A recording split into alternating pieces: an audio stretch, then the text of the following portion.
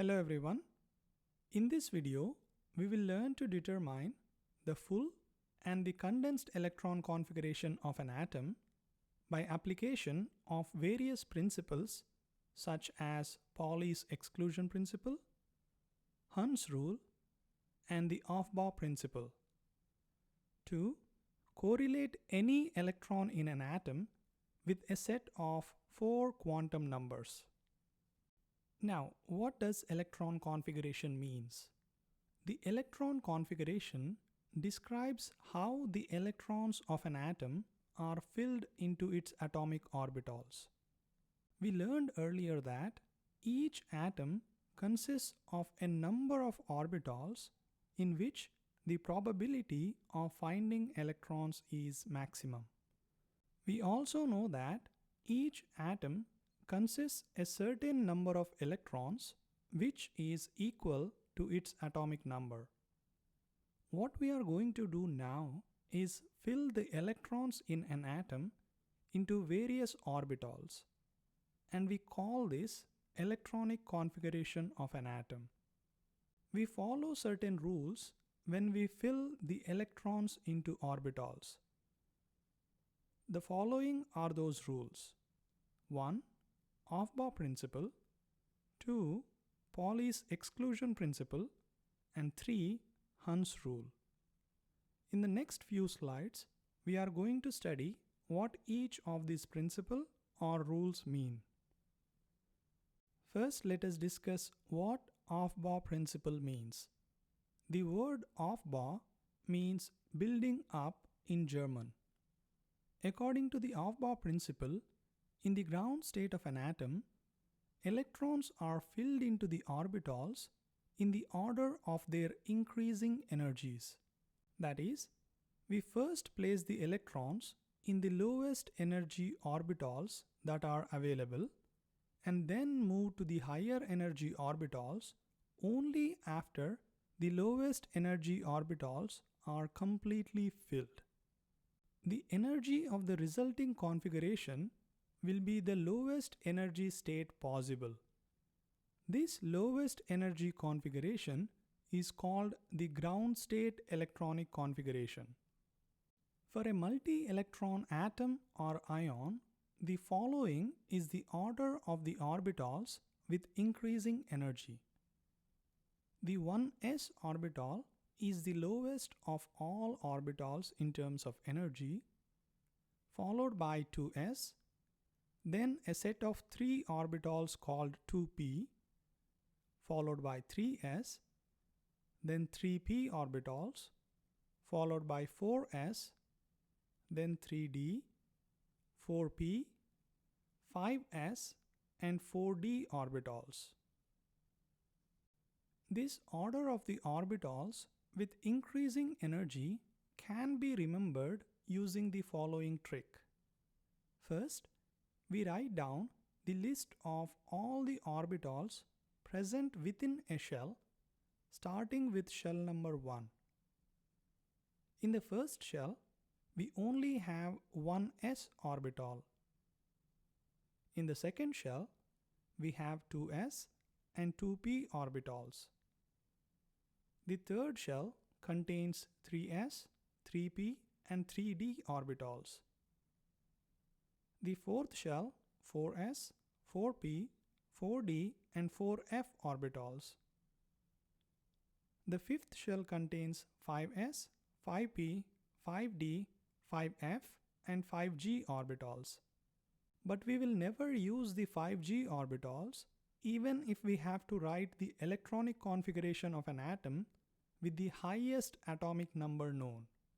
Draw arrows from the top right side to the bottom left side. The direction of arrows gives us the orbitals with increasing order of energy, therefore the order in which we have to fill the orbitals. This diagram is often referred to as Euler's diagram. We will also learn later in this video that the increasing order of the orbital energies can be found within the periodic table. The second rule that we follow to write the electronic configuration of an atom is called Pauli's exclusion principle. We learned this principle in the earlier video. According to Pauli's exclusion principle, in a given atom, no two electrons can have the same set of four quantum numbers n, l, ml, and ms. As a consequence of Pauli's exclusion principle, we can say that an orbital can hold a maximum of 2 electrons and they must have opposite spins. So, when we fill the electrons into the orbitals, we place a maximum of 2 electrons with opposite spins and then move to the next available orbital of lowest energy. The third rule is called as the Hund's rule. The Hund's rule talks about the filling of electrons into the degenerate orbitals, that is, the orbitals of same energy. The Hund's rule states the following. When filling electrons into orbitals of equal energy, fill each orbital with a single electron, maintaining parallel spins, before doubling up electrons in that orbital set. We learned earlier that all the orbitals present within a subshell are degenerate. That is, the 3 orbitals in a p subshell have equal energy and the 5 orbitals in the d subshell have equal energy, and similarly the 7 orbitals within the f subshell also have same energy. For example, when we fill electrons into the p orbitals, we place first electron into one of the p orbitals. The second electron does not go into the half-filled orbital, but instead goes into the second empty p orbital. Now this makes sense. Since the electrons in the same orbital repel each other, it is energetically unfavorable to place the second electron into the same orbital. Next, the third electron goes into the third empty p orbital. Note that we need to keep the spins in all the 3 orbitals same. It doesn't matter if all 3 electrons are spin up or spin down. The important thing is that all 3 electrons must have same spin. This is because when electrons spin, they generate a tiny magnetic field. That is, each of these electrons can be imagined as a tiny magnet. And these individual magnets interact with each other to align their spins. Though it is not important if all the 3 electrons are spin up or spin down, it is customary to write the spin up configuration first. This is not a rule from the Schrödinger equation or something. This is just to maintain the consistency when writing the electron configuration. So remember that the first electron that is going into an empty orbital has a spin up configuration. Now that all the p orbitals are half filled, the next electron, that is the 4th electron, will go into the orbital and pair with the first electron. We can fill the d orbitals and f orbitals in the similar fashion. For the d orbitals, the pairing starts with the entry of the 6th electron, and for the f orbital, the pairing starts with the entry of 8th electron into the subshell. Now that we have discussed all the rules for writing the electron configuration, let us practice writing electronic configuration of few elements. The standard notation to write the electronic configuration is the following. We first write the shell number, that is, the principal quantum number. Then we write the subshell with its respective letter symbol. That is, we use S, P, D or F. This represents the angular momentum quantum number. And then we write the number of electrons in that orbitals as a superscript. Let us now write the electronic configuration of hydrogen atom. Hydrogen has one electron, and according to the Aufbau principle, it should go into the orbital with the lowest energy, that is, the 1s orbital. So, for hydrogen, the electron configuration is 1s1. The 1 represents the principal quantum number or the shell. The s represents the angular momentum quantum number or the subshell, and the 1 represents the number of electrons. So what this means is there is one electron in the 1s subshell of hydrogen atom. The filling of electrons in an atom can also be represented by drawing what we chemists call as orbital diagrams. The orbital diagram represents the individual orbitals as boxes and the electrons as arrows or half-headed arrows. For hydrogen, we represent the 1s orbital with a box and the 1 electron inside the 1s orbital as a half-headed arrow with spin-up configuration. We label the orbitals with the subshell name at the bottom. The orbital diagram gives us more information than that of the electronic configuration. Specifically, we get information about the spin quantum numbers of the electrons within the orbitals. Next, let us look at helium atom. Helium has 2 electrons. The available orbital with lowest energy is 1s. And according to Pauli's exclusion principle, the 1s orbital can hold a maximum of 2 electrons. Therefore, the electronic configuration of helium is 1s2. Let's now draw the orbital diagram for helium. According to Pauli exclusion principle, the 2 electrons must have opposite spin.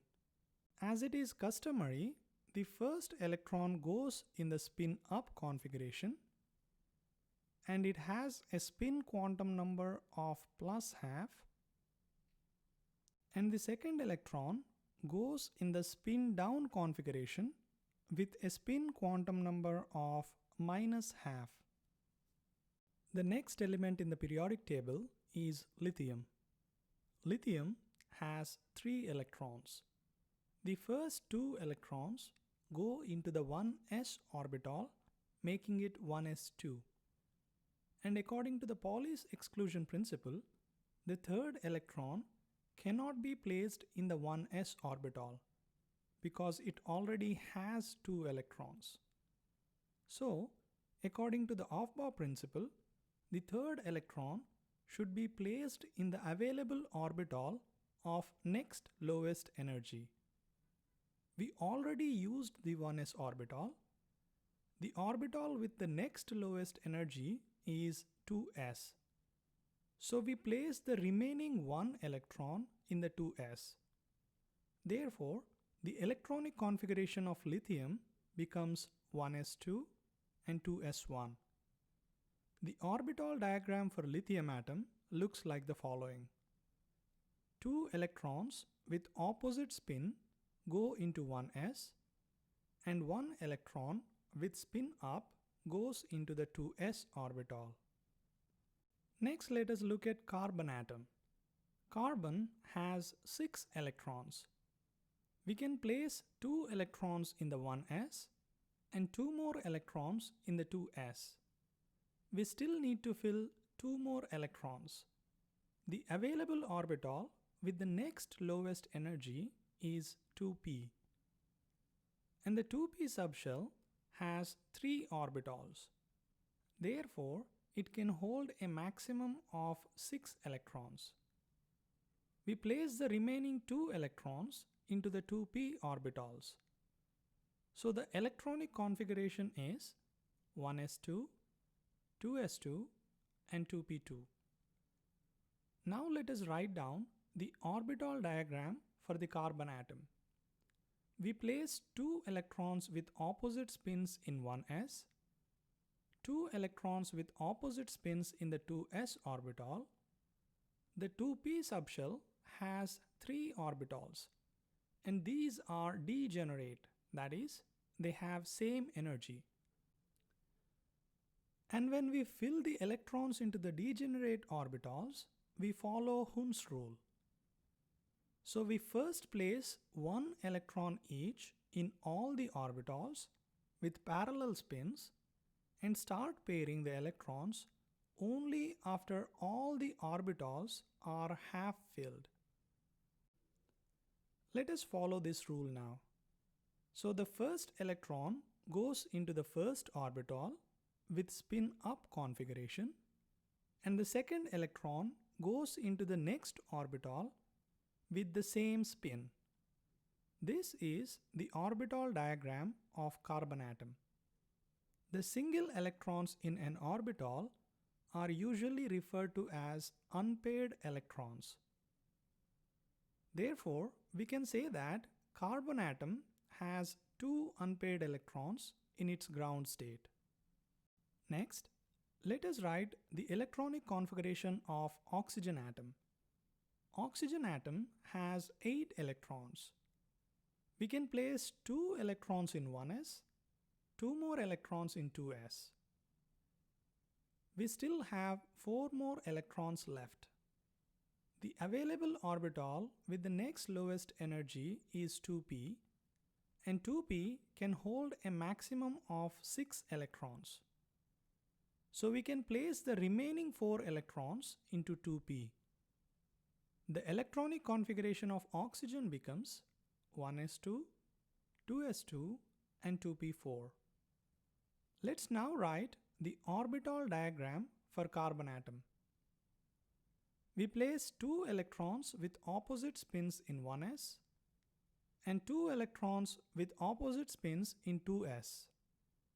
Then we follow Hund's rule to fill the 3 degenerate orbitals in the 2p subshell. The first electron goes into one orbital with spin up configuration, and the second electron goes into next empty orbital with same spin. The third electron goes into the next empty orbital with same spin. The fourth electron pairs with the first one. This is the orbital diagram of oxygen atom. We can say that oxygen atom in its ground state has 2 unpaired electrons. Let us now do an example. Write the electronic configuration of a magnesium atom. Pause the video here and try to write the electronic configuration.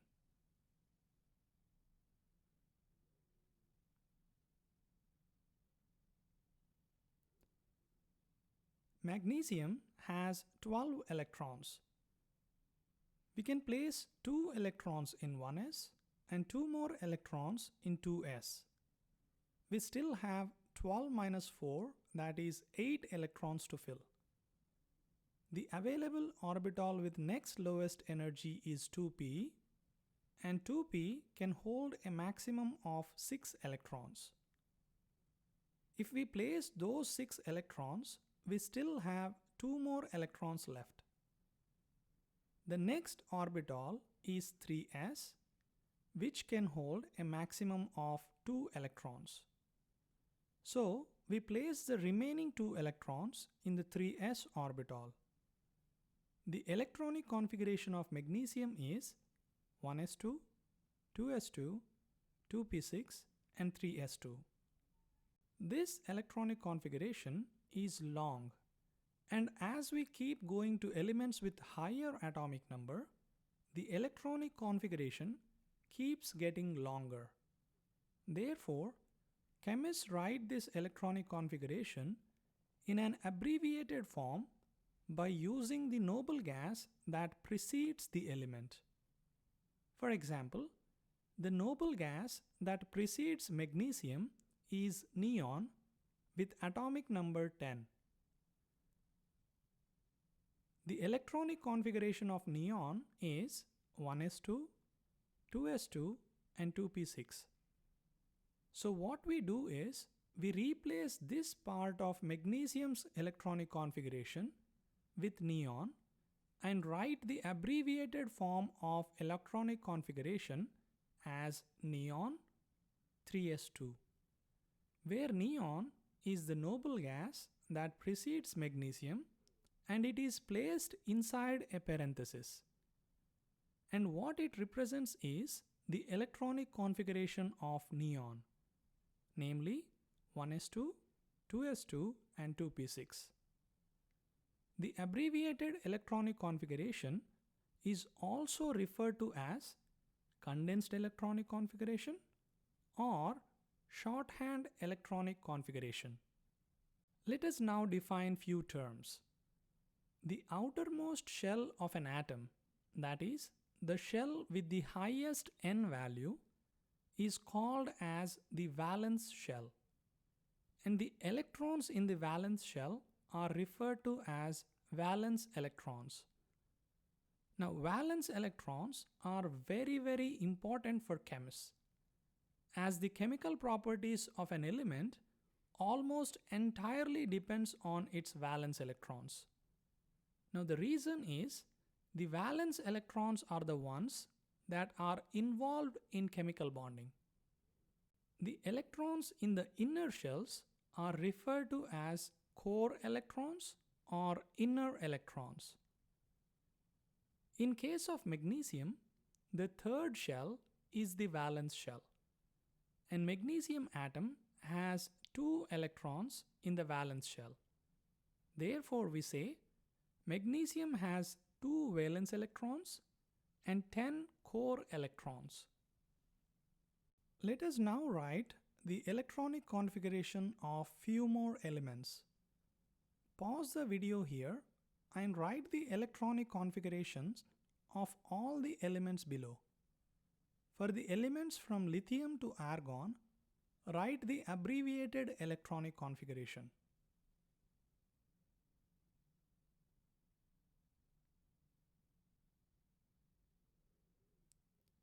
Here is the electronic configuration of all the elements. Now you need to remember the following terminology. The horizontal rows in a periodic table are called periods, and the vertical columns are called as groups.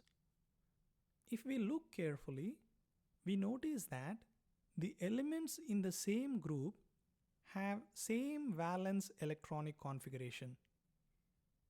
Since the elements in the same group have same number of valence electrons, they often exhibit similar chemical properties. Let us do one more example. Write the electronic configuration of a chromium atom. Pause the video here and try to write the electronic configuration.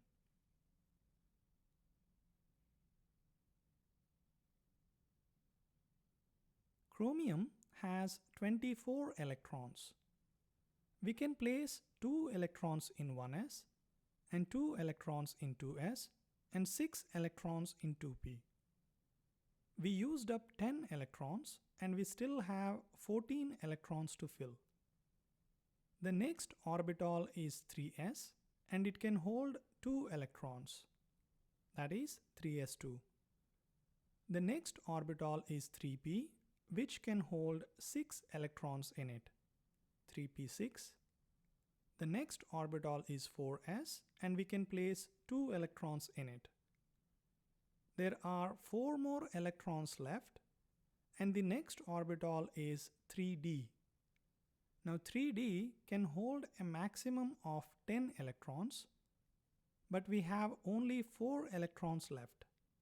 So I'm going to place the remaining 4 in d, that is 3d4. So the overall electronic configuration of chromium is 1s2, 2s2, 2p6, 3s2, 3p6, 4s2 and 3d4. Note that the electrons enter into the 4s orbital before the third shell is completely filled. After the 4s is completely filled, the electrons fill the 3d orbital in the penultimate shell, that is, the shell before the outermost shell.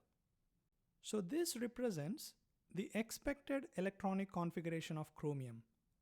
However, in reality, the electronic configuration of chromium is the following: 1s2, 2s2, 2p6, 3s2, 3p6, and 4s1, 3d5. This is called anomalous electronic configuration of chromium atom. As we can see, an electron shifts from a 4s orbital to 3d orbital to give this unexpected electronic configuration. We know that the energy of the 4s orbital is higher than that of 3d orbital, though the energy gap between them is relatively low. That means it would cost additional energy to shift an electron from the 4s to 3d orbitals. So why does this anomaly happen, which costs additional energy? The following is the reason. The half-filled and completely filled subshell configurations have extra stability associated with them because of the symmetry. And when an electron shifts from 4s to the 3d subshell, the resulting electronic configuration has two half-filled subshells, as opposed to one completely filled subshell in the expected electronic configuration. That is, a net gain of one half-filled or completely filled subshells. This increased stability is what makes the chromium atom favor the anomalous electronic configuration. Similar to that of chromium, there are several other exceptions to the normal pattern of electronic configuration in the periodic table. The exceptions that you are supposed to remember are for chromium, molybdenum, copper, and silver. As you can see, these are easy to remember as the atoms are in the same group.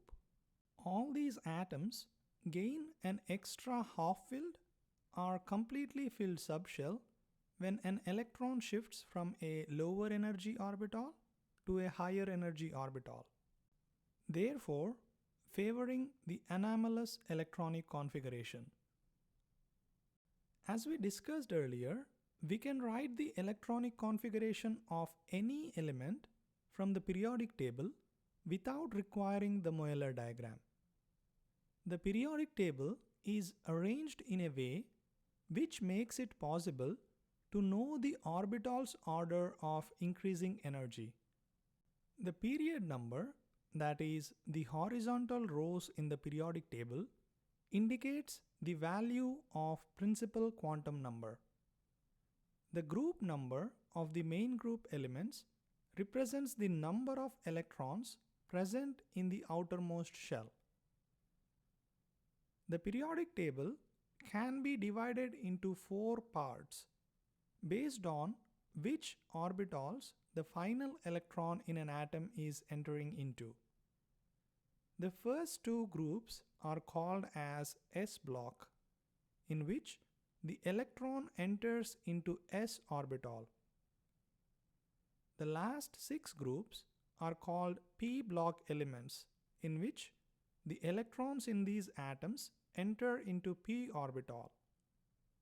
The middle 10 groups are called d block elements or transition series.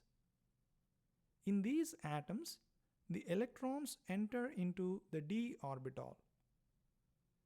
And the last block that exists as a separate part is called as F block elements or inner transition series. in these elements, the last electron enters into the f orbital. So let us say we wish to write the electronic configuration of iron atom. We start at the top left and move to the bottom right until we reach iron, like we read a book. Keep in mind that the period number, that is the horizontal row number, indicates the value of principal quantum number, and the blocks indicate the orbitals that are being filled. First, we write 1s2 representing the two elements in the first period. Then 2s2 representing the first two elements in period 2, followed by 2p6 representing the last 6 elements in the period 2. Then we write 3s2 and 3p6 representing all 8 elements in the period 3. Then we write 4s2 representing the first 2 elements in the period 4. Here it gets a little tricky. When we move from s block to the d block in the periodic table, the d orbital that we fill is in the penultimate shell, that is, one shell less than the outermost shell. Since the s orbital preceding this d orbital is in the fourth shell, the d orbital will be in the third shell, that is, we will be filling 3d orbital. So we have 6 places to move to iron, therefore the last orbital, the 3d, will have 6 electrons. So that is 3d6. So let's continue this. The 3d orbital will be completely filled at zinc with atomic number 30, and then the electrons enter back into the ultimate shell or the valence shell. Now we are in p block, therefore the 4p orbital gets filled from gallium to krypton, followed by 5s for rubidium and strontium, and then the electron enters back into the penultimate shell, that is 4d, then 5p, then 6s. For lanthanum with Z is equals to 57, it enters into 5d, and after you have one electron in the 5d orbital, that is when you move from lanthanum to cerium, the electron enters into the f orbital, which is 4f orbital. From cerium 58 to lutetium 71, the 4f orbital will be completely filled, and then for hafnium 72, the electron enters into 5d orbital. We will continue to fill 5d orbital until mercury 80, then followed by 6p, followed by 7s, and so on.